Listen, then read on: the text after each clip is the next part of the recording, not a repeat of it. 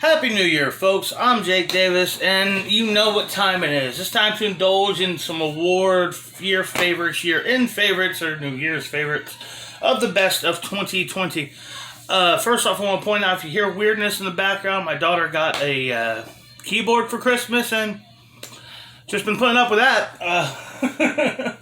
And I also got some handful of cool things like this Batman Joker thing. I don't know how well you can see it. It's the recreation of the finale from the original movie. You got the Joker's Pennywise Funhouse up there.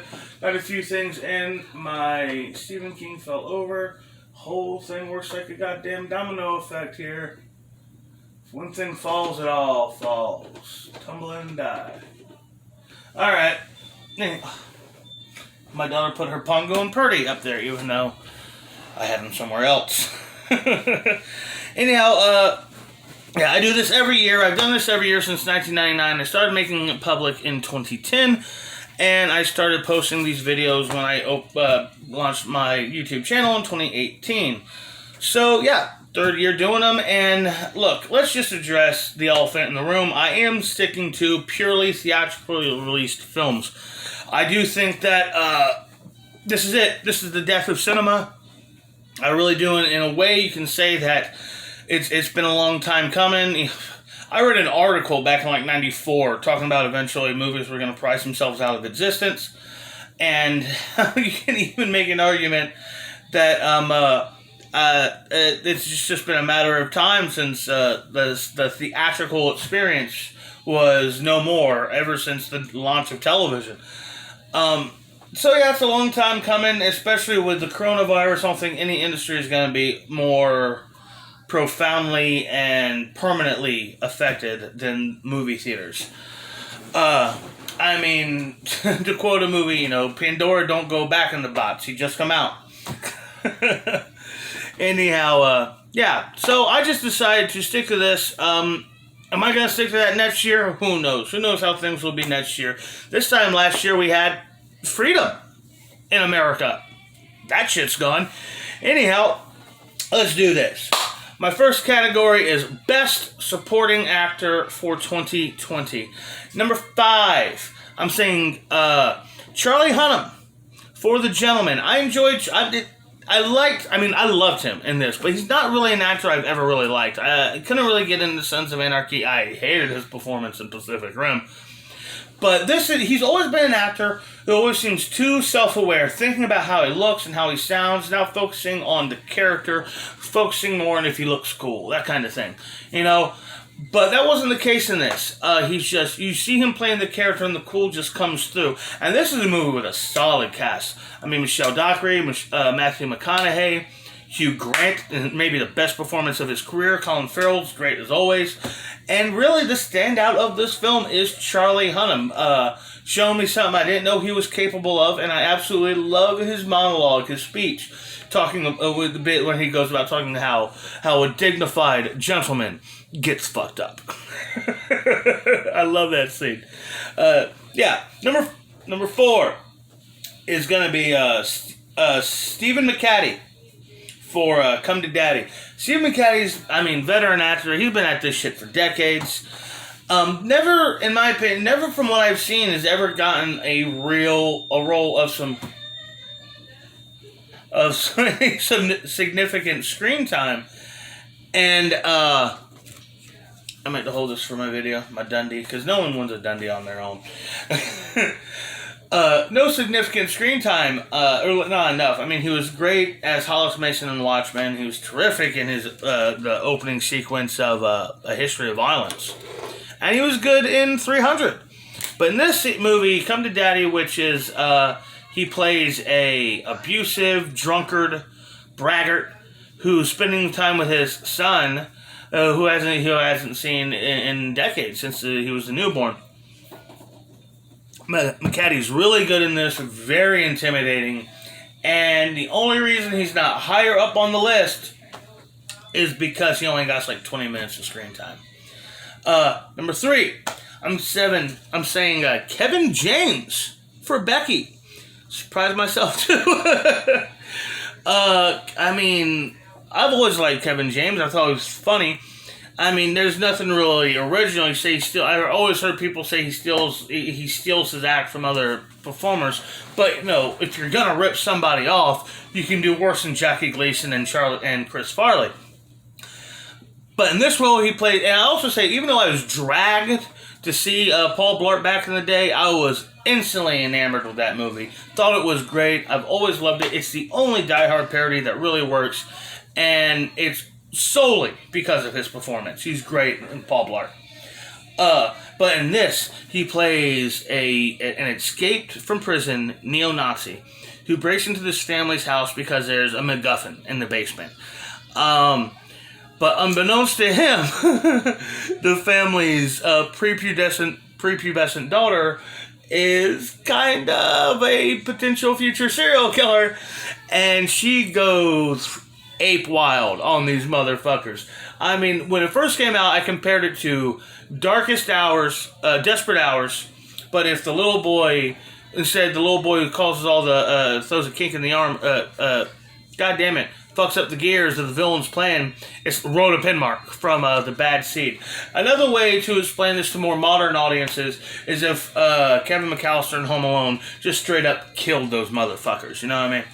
I love this movie. Kevin James is terrific in this movie, and I would recommend, even though you're dealing with the very, very harsh subject nature of home invasion, child killers, neo-Nazis, and torture, all this kind of stuff, yeah, it's a fun movie. I enjoyed Becky quite a bit, and Kevin James is really what makes it all work, in my opinion. Number 2, Pedro Pascal for Wonder Woman 1984. Before I even talk about how great Pedro is, let's talk about this movie and the hate it's been getting. Look, I'm sick of the fucking denial. Everybody's pissing and moaning about this and that, and nobody wants to actually stand up against the real problems going on in the world right now. Oh, keep the government shutting down the country. Just keep sending money to other countries that are at fucking odds with us all the time anyways. Just keep shitting everything about the American dream down the pipes, but don't worry, all we're going to complain about is a fucking superhero movie. I hate humans. Anyhow, I'm not going to pretend I didn't like this fucking movie just because Twitter didn't like it. Fuck Twitter. I don't like Twitter. Anyhow, this fucking movie was great. Pedro's great, and he's rapidly becoming one of my favorite actors in the fucking industry. I mean, did we have like one episode on Game of Thrones was great in it. He was great in that Michael Bay movie, 13 Hours, terrific. He was great in The Great Wall, which sucked. That movie sucked, but he was good in it. And I'm just now getting into The Mandalorian. Believe it or not, I didn't watch a single episode until like yesterday, and like I binge watched like 5 episodes at once. But him in this, Maxwell Lord is one of the most empathetic villains I've ever seen in a superhero movie. Almost to the film's detriment. He's not evil or malicious or maniacal. He's a loser. He's pathetic. He's desperate. And the stone takes advantage of him. Just uses him as a vessel, really. I really thought he stole the movie. Best thing about the film, and a film I really, really enjoyed. I enjoyed every minute of Wonder Woman 1984. And I just think that with all the other great things going on in the film, it's really Pedro Pascal's performance that drives the whole thing home. And my number 1, my pick for the best supporting actor of 2020 is Jim Carrey for Sonic the Hedgehog. It was just that kind of year, folks. I mean, because the truth of the matter is, Sonic the Hedgehog is going to go down in history as being being the last big Hollywood hit of that era. It was a special little thing. I believe that, this kind of... there's all kinds of problems with the script. But, I mean, just... The production wanted to make a movie that would both please fans of Sonic the Hedgehog, which I am, as well as, provide a solid family film to watch with your family, which I have. And yeah, I've watched Sonic the Hedgehog many times over the last year. It's one of the most entertaining movies of the year. And Jim Carrey provides, in my opinion, the movie star performance of the year. His best work in 20 years. He's never been a great actor, but he's always been a great movie star because he has that presence, that charisma that you can kind of use to overlook his actual acting abilities. But when you put Jim basically just playing off a green screen, working off himself, you get the best of Jim Carrey. And I really think that's what you have here. And he's also able to maintain a sense of nefariousness and maliciousness throughout his performance. And yeah, Jim's great. This one's for you, Jim, except you can't have my Dundee. I bought it and it's mine. Anyhow, I'll throw in my honorable mentions for you. I thought Chris Pine was great in Wonder Woman 1984. He's really the heart of both those two films. He is essentially Diana's moral compass. William Sadler in two whatever films. I mean, I like Bill and Ted Face the Music. It was just kind of great to see Bill and Ted back in a way, even though they're stupid. But William Sadler's death is terrific and great, and he's a great actor anyways. I would recommend anybody see his other film, The Grudge, just for the cast. It's a so-so whatever ghost house horror movie. If you've seen one Grudge movie, you've seen them all, and you're probably still fucking confused. But even if you did see them all. But this movie has a great cast. In addition to William Sadler, you got Andrew Riseborough, and Damien Bashir, Lynn Shay, Frankie Faison, Jackie Weaver, John Chow, and Betty Gilpin. A fucking phenomenal cast for a pretty shitty horror movie. But, I mean, I would recommend the movie on the cast alone. Michael Pena. I mean, come on. Like, who does? He's a national treasure. I love Michael Pena.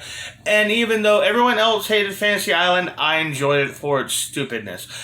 You're more likely to get me to sit down to watch the stupid-ass Fantasy Island horror movie than you're going to get me to sit down and watch that sanctimonious Get Out again. I don't care about Get Out. I know I bitch about it a lot, but it's a bad movie. I just don't like it. And yeah, and he was great as Rourke, and like I said, I enjoyed that film, and just, I don't know, I mean, I guess I'm just easy to please. It's easy, it's not hard to find something, just try to be happy. Shit's bad enough. And I guess I will also say Robert Pattinson in Tenet. He's the only memorable character in the movie, quite frankly. He brought out a lot of charm and a lot of, that British swagger. And I really think he showed some potential for how Bruce Wayne should carry himself. And he was the better parts of the film. And which was, I think, both overrated and unappreciated film at the same time. Nolan, it's Nolan 100% high on Nolan is what that movie is, even though it's fun. Anyhow, I hope y'all like this video. Since if you haven't watched my previous ones, there's going to be 5 more of these. I'm going to be doing one for each category. Of the main categories, you're beginning the other supporting actress, director, actor, actress, and picture down the line, and at the end of all, I'll talk about what I liked, my miscellaneous. I was also going to do one video talking about the worst films of 2020, but I decided not to do it because there's just enough negativity. Anyhow, like, share, comment, and subscribe. I hope you enjoyed this video. I'm Jake Davis, and I'll catch you on the fly. You got 2 wins for that one, baby.